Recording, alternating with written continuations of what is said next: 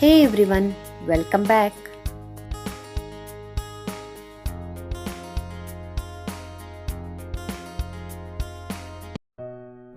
In today's session, on your request, I am going to solve another 12 marks problem of non-profit organization from question bank.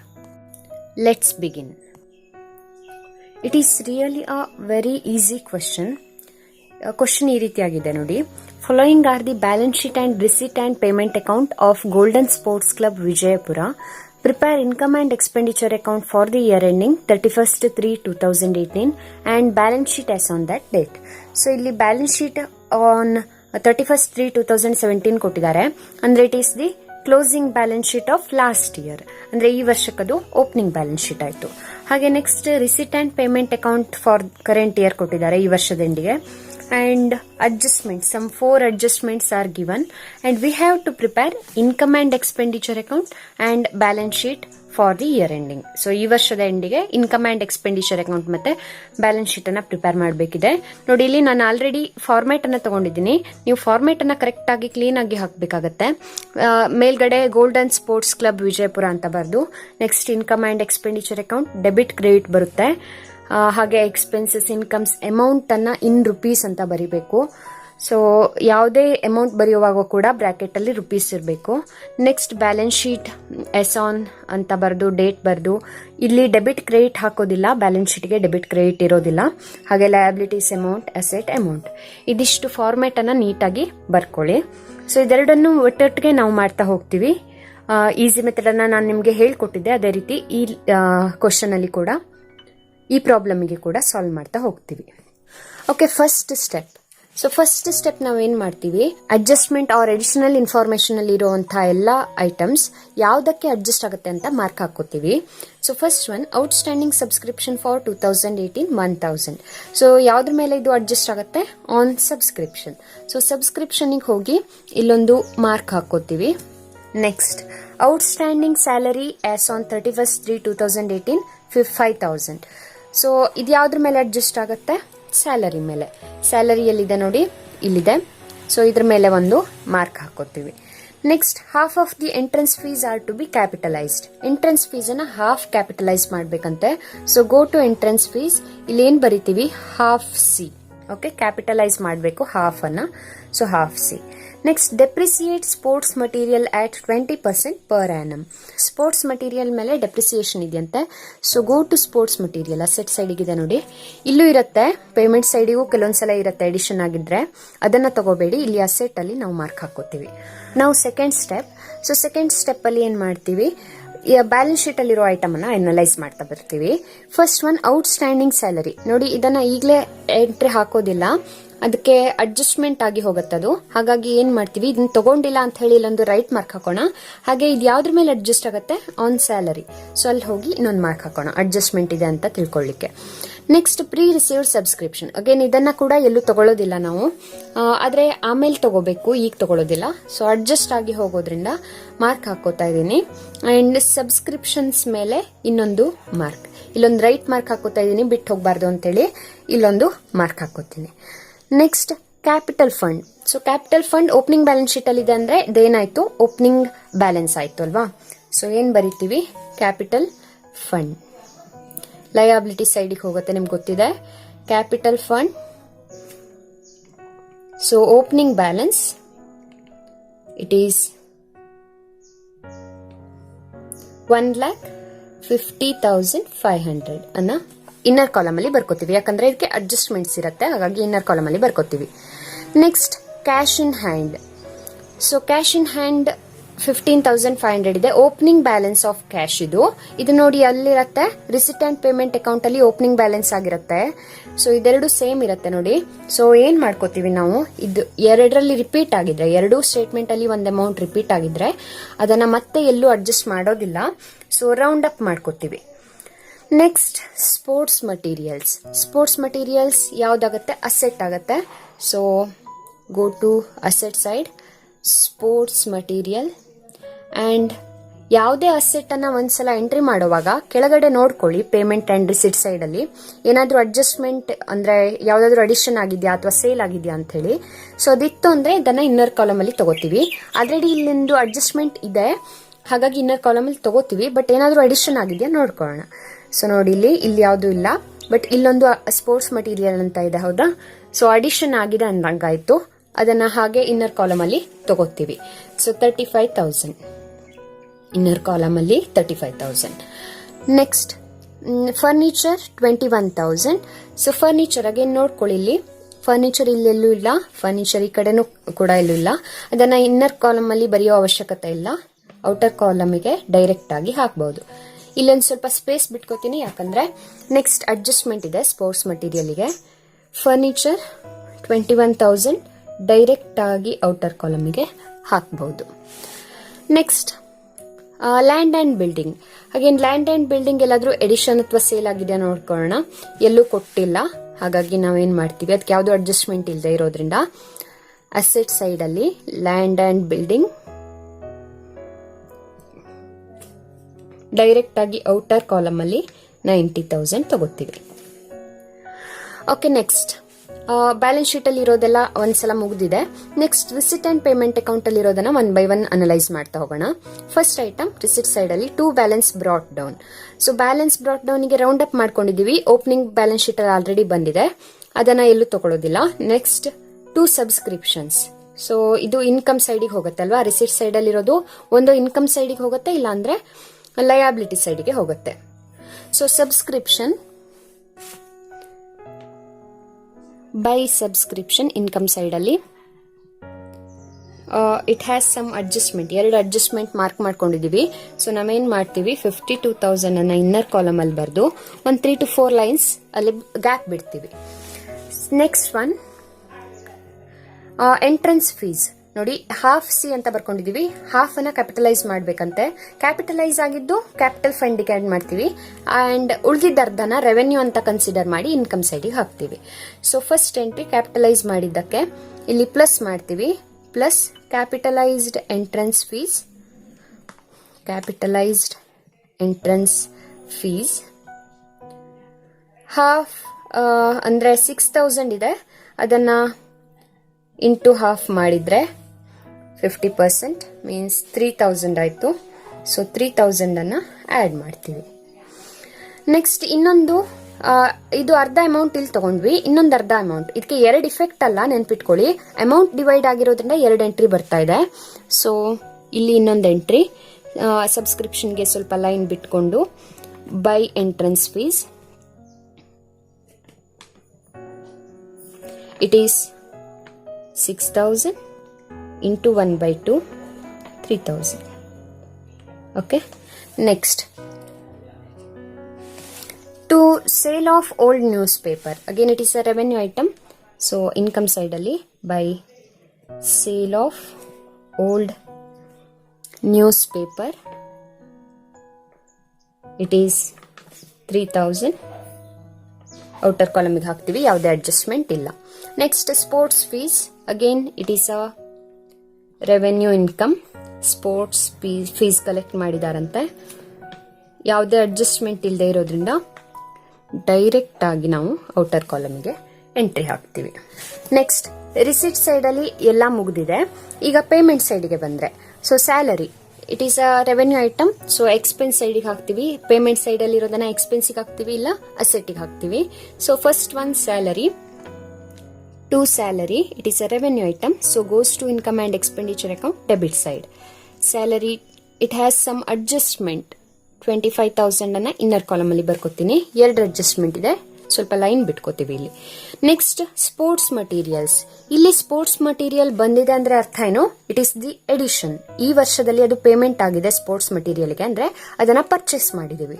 So ಯಾವತ್ತು ಅಂತ date ಕೊಟ್ಟಿದ್ರೆ, ಈ ರೀತಿ asset purchase ಆದಾಗ date ಅನ್ನ ಕೊಟ್ಟಿದ್ರೆ ನೀವು ಸ್ವಲ್ಪ ಕೇರ್ಫುಲ್ ಆಗಿರ್ಬೇಕು. 1/10/2017 ಅದನ್ನ ನಾವು ಎಡಿಷನ್ ಮಾಡಿದೀವಿ ಅಥವಾ ಪರ್ಚೇಸ್ ಮಾಡಿದೀವಿ, ಹೌದಾ. ಸೊ ಅದೇನಾದ್ರೂ ಡೆಪ್ರಿಸಿಯೇಷನ್ ಕೊಟ್ಟಿದ್ರೆ ನಾವು ಅವಾಗ ಕೇರ್ಫುಲ್ ಆಗಿ ಇರ್ಬೇಕಾಗತ್ತೆ. ಸೊ ಈ ಅಮೌಂಟ್ ಅನ್ನ 18,000 ಅನ್ನ ಎಲ್ಲಿ ತಗೋತೀವಿ, it is under sports material plus addition or purchase ಅಂತ ಬರಿಬಹುದು. Plus edition 18,000. ಓಕೆ, ಇದು ಏನಾದ್ರೂ ಡೆಪ್ರಿಸಿಯೇಷನ್ ಏನಾದ್ರೂ ಇತ್ತು ಅಂದ್ರೆ ಅವಾಗ ಇದರ ಕನ್ಸಿಡರೇಷನ್ ಮಾಡ್ತೀವಿ. Next by investments, it is a capital item. So asset ಸೈಡಿಗೆ ಬರುತ್ತೆ. ಇನ್ವೆಸ್ಟ್ಮೆಂಟ್ 15,000 ಔಟರ್ ಕಾಲಮ್ ಅಲ್ಲಿ ಬರಿತಾ ಇದೀವಿ, ಯಾಕಂದ್ರೆ ಯಾವುದೇ ಅಡ್ಜಸ್ಟ್ಮೆಂಟ್ ಇಲ್ಲ. ಇಲ್ಲೇನಾದ್ರೂ ಆಲ್ರೆಡಿ ಇನ್ವೆಸ್ಟ್ಮೆಂಟ್ ಇತ್ತು ಅಂದ್ರೆ ಅದಕ್ಕೆ ಅಡಿಷನ್ ಅಂತ ಬರಿತೀವಿ, ಇರ್ಲಿಲ್ಲ ಅಂದ್ರೆ ಸಪರೇಟ್ ಐಟಮ್ ಆಗಿ ತಗೋತೀವಿ. Next postage, it is a revenue expense. So ಇಲ್ಲಿ ಲೈನ್ ಗ್ಯಾಪ್ ಬಿಟ್ಕೊಳ್ಳೋಣ. To postage it is 400.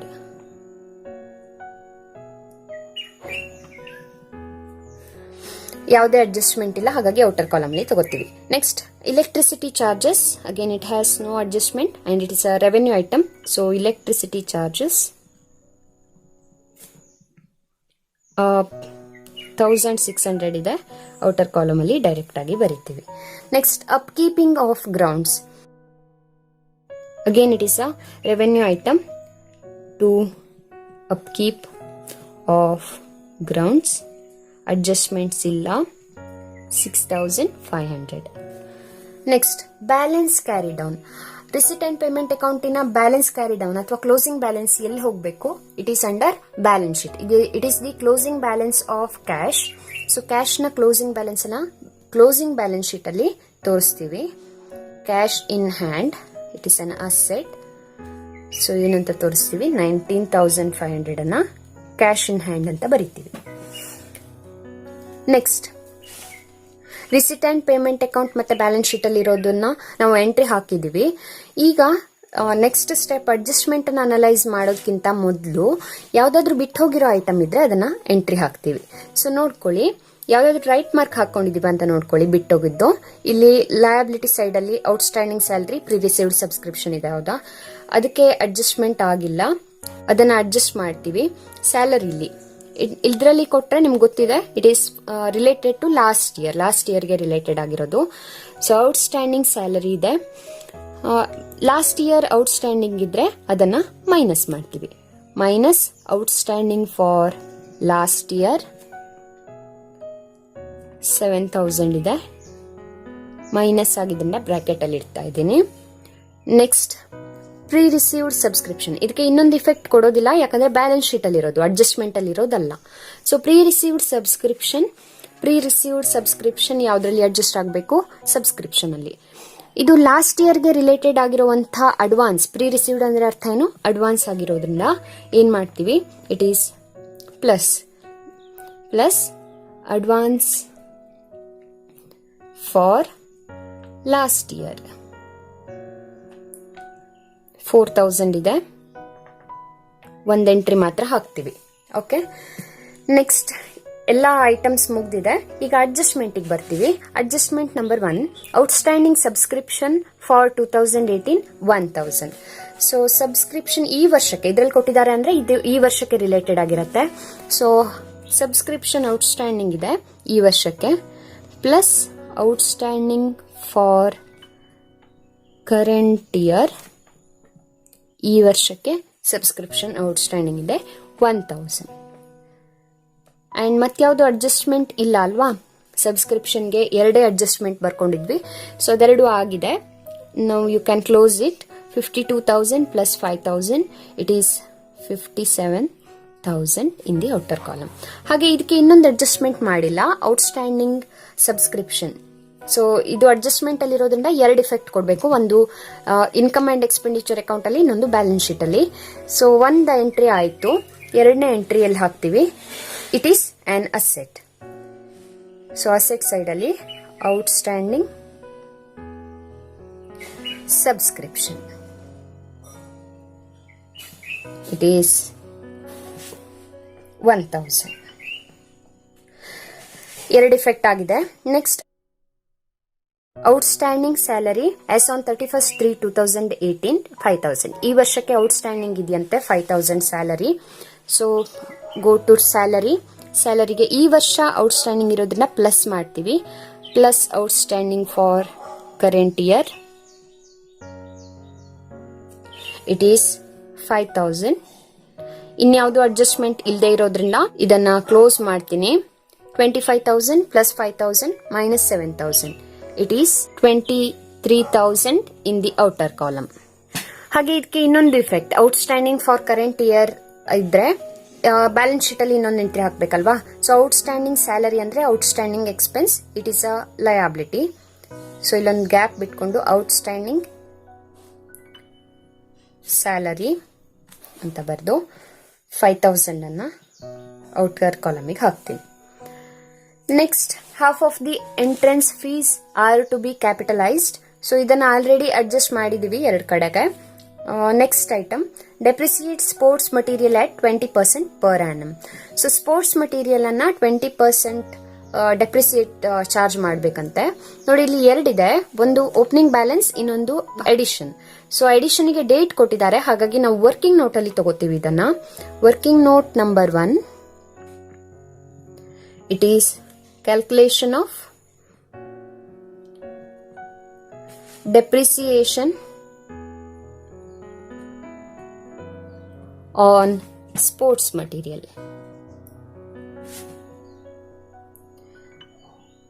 It is ನೋಡಿ, ಓಪನಿಂಗ್ ಬ್ಯಾಲೆನ್ಸ್ ಮೇಲೆ ಮತ್ತೆ ಎಡಿಷನ್ ಮೇಲೆ ಸಪರೇಟ್ ಆಗಿ ನಾವು ಕ್ಯಾಲ್ಕುಲೇಷನ್ ಮಾಡ್ತೀವಿ.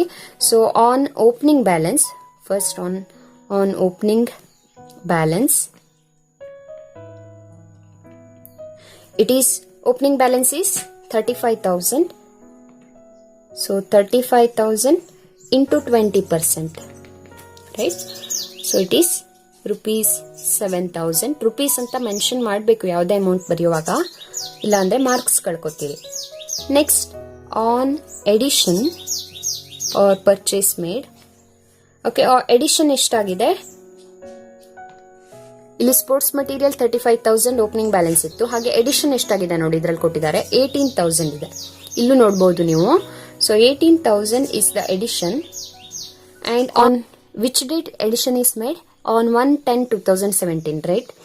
ಸೊ ಇಂಟು 20% ಇಂಟು ಎಷ್ಟು ಮಂತ್ ಇದು ಬಿಸ್ನೆಸ್ ಅಲ್ಲಿ ಯೂಸ್ ಆಗಿದೆ ಅಂತ ನೋಡೋಣ. 1/10/2017 ಗೆ ಅದನ್ನ ಯೂಸ್ ಮಾಡ್ಲಿಕ್ಕೆ ಸ್ಟಾರ್ಟ್ ಮಾಡಿದೀವಿ. ಮಂತ್ ಬಿಗಿನಿಂಗ್ ಗೆ ಅದನ್ನ ಪರ್ಚೇಸ್ ಮಾಡಿದ್ರಿಂದ ಆ ಮಂತ್ ಅನ್ನ ಇನ್ಕ್ಲೂಡ್ ಮಾಡ್ತೀವಿ. So 10, 11, 12 and 1, 2, 3. ಸೊ 31/3/2018 ತನಕ 6 ಮಂತ್ ಆಯ್ತು ಅಲ್ಲಿಗೆ. ಸೊ 6/12 ಅಂತ ತಗೋತೀವಿ. So 18,000 into 20% into 6/12, it is 1,800, right? So ಇದೆರಡನ್ನ ಆಡ್ ಮಾಡಿದ್ರೆ rupees 8,800 total depreciation. Okay, so ನಾವು ಇದನ್ನ ಎಲ್ಲಿ ಅಡ್ಜಸ್ಟ್ ಮಾಡ್ತೀವಿ? ಇದಕ್ಕೆ ಎರಡು ಇಫೆಕ್ಟ್ ಅನ್ನ ಕೊಡ್ಬೇಕು, ಹೌದಾ? ಸೊ ಎಲ್ಲೆಲ್ಲಿ ಕೊಡ್ತೀವಿ? ಒಂದು ಇನ್ಕಮ್ ಅಂಡ್ ಎಕ್ಸ್ಪೆಂಡಿಚರ್ ಅಕೌಂಟ್ ಅಲ್ಲಿ ಎಕ್ಸ್ಪೆನ್ಸ್ ಆರ್ ಲಾಸ್ ಕ್ಯಾಟಗರಿಯಲ್ಲಿ ಬರುತ್ತೆ. So depreciation on sports material, ಇಲ್ಲಿ ಬರೆಯೋಣ working note number 1. Okay, so it is 8,800. And second adjustment or second effect in sports material. So minus depreciation, it is 8,800, right? Less ಮಾಡ್ತಾ ಇದೀವಿ. So 35,000 plus 18,000 minus 8,800. Outer column amount, it is 44,200. Okay, so ಅಲ್ಲಿಗೆ ಎಲ್ಲ adjustment ಮುಗ್ದ ಹಾಗಾಯ್ತು. ನೋಡಿ, balance sheet ಮತ್ತು receipt and payment account ಅಲ್ಲಿ ಎಲ್ಲಾ ಐಟಮ್ಸ್ಗೆ ಒಂದು ಎಂಟ್ರಿ ಹಾಕಿದೀವಿ. ಹಾಗೆ ಅಡ್ಜಸ್ಟ್ಮೆಂಟ್ ಅಲ್ಲಿ ಇರೋ ಎಲ್ಲಾ ಐಟಮ್ಸ್ಗೆ ಎರಡು ಇಫೆಕ್ಟ್ ಕೊಟ್ಟಿದೀವಿ. And now we have to balance it. ಮತ್ತೆ ಯಾವುದು ನಾವು ಬಿಟ್ಟಿಲ್ಲ, ಎಲ್ಲದನ್ನು ತಗೊಂಡಿದೀವಿ. ಸೊ ನಾವು ಬ್ಯಾಲೆನ್ಸ್ ಇಟ್. ಇದನ್ನ ಟೋಟಲ್ ಮಾಡಿದ್ರೆ 57,000 ಪ್ಲಸ್ 3,000, 3,000, 9,500. ಇನ್ಕಮ್ ಸೈಡ್ ಜಾಸ್ತಿ ಇದೆ, ಹೌದಾ? So it is 72,500. ಅಂಡ್ ಅದರಲ್ಲಿ ಇದೆಲ್ಲ ಐಟಮ್ಸ್ ಅನ್ನ ಲೆಸ್ ಮಾಡಿದ್ರೆ ಒಂದ್ಸಲ ನೋಡ್ಕೊಳ್ಳಿ, ಎಲ್ಲ ಔಟರ್ ಕಾಲಮಿಗೆ ತಗೊಂಡಿದ್ದೀರಾ ಅಂತ ಹೇಳಿ ನೋಡ್ಕೊಳ್ಳಿ. ಔಟರ್ ಕಾಲಮಿಗೆ ತಗೊಳ್ಳುವಾಗ ಇಲ್ಲಿ ಕ್ಲೋಸ್ ಮಾಡಿರ್ಬೇಕು, ನೆನಪಿರ್ಲಿ. ಸೊ ತಗೊಂಡಿದೀವಿ ಇದರಲ್ಲಿ ಇರುವಂತದ್ದನ್ನೆಲ್ಲ. 72,500 ಅಲ್ಲಿ ಇದನ್ನೆಲ್ಲ ಲೆಸ್ ಮಾಡಿದ್ರೆ ಬ್ಯಾಲೆನ್ಸ್ ಎಷ್ಟು ಬಂತು? 32,200. ಇದಕ್ಕೆ ನಾವೇನಂತ ಬರಿತೀವಿ, it is the excess of income over expenditure. ಹೌದಾ? ಅಂದ್ರೆ ಅರ್ಥ ಏನು? It is the surplus to excess of income over expenditure. ಅಂದ್ರೆ ಇನ್ಕಮ್ ಜಾಸ್ತಿ ಇದೆ ಎಕ್ಸ್ಪೆನ್ಸ್ಗಿಂತ, ಅದಕ್ಕೆ ಏನಂತ ಕರಿತೀವಿ? ಸರ್ಪ್ಲಸ್. ಓಕೆ, ಬ್ಯಾಲೆನ್ಸಿಂಗ್ ಫಿಗರ್ ಅಂತಾನು ನೀವು ಬರಿಬಹುದು, ಯಾಕಂದ್ರೆ ನಾವು ಬ್ಯಾಲೆನ್ಸ್ ಮಾಡಿ ಬಂದಿರುವಂತದ್ದು ಇದು. ಸೊ 32,200 ಇದನ್ನ ಎಲ್ಲಿ ಟ್ರಾನ್ಸ್ಫರ್ ಮಾಡ್ತೀವಿ? In capital fund. ಕ್ಯಾಪಿಟಲ್ ಫಂಡ್ಗೆ ಸರ್ಪ್ಲಸ್ ಇದ್ರೆ ಆಡ್ ಮಾಡ್ತೀವಿ. So plus surplus it is 32,200 and ಇದಿಷ್ಟನ್ನ ಆಡ್ ಮಾಡಿದ್ರೆ 1,85,700. ಓಕೆ, 1,85,700. ಸೊ ಇದ್ರಲ್ಲಿ ನೋಡ್ಕೊಳ್ಳಿ, ಎಲ್ಲ ಇನ್ನರ್ ಕಾಲಮ್ ಅಲ್ಲಿ ಇರೋದನ್ನ ಎಲ್ಲ ಔಟರ್ ಕಾಲಮ್ಗೆ ಹಾಕಿದೀವ ಅಂತ ಹೇಳಿ. ಇಲ್ಲೂ ಕ್ಲೋಸ್ ಆಗಿದೆ, ಇಲ್ಲೂ ಕ್ಲೋಸ್ ಆಗಿದೆ. ಸೊ ನಾವು we can total both the side. Asset total 1,90,700 and here 1,85,700 plus 5,000, again 1,90,700. tallied. Very easy, right? Easy problem ಇದೆ ಇದು, ಬಟ್ ನೀವು ರಿಕ್ವೆಸ್ಟ್ ಮಾಡ್ಕೊಂಡಿದ್ರಿಂದ ಈ ಪ್ರಾಬ್ಲಮ್ ಅನ್ನ ಸಾಲ್ವ್ ಮಾಡ್ತಾ ಇದ್ದೀನಿ. I hope all these points are clear now. Hope you liked this method. Please subscribe to the channel for more videos. ನಿಮಗೆ ಈ method ಇಷ್ಟ ಆಗಿದ್ರೆ ಪ್ಲೀಸ್ ವಿಡಿಯೋನ ಲೈಕ್ ಮತ್ತೆ ಶೇರ್ ಮಾಡಿ. And you can ask any kind of doubts regarding the topic through your comments. Thanks for watching. Enjoy the learning.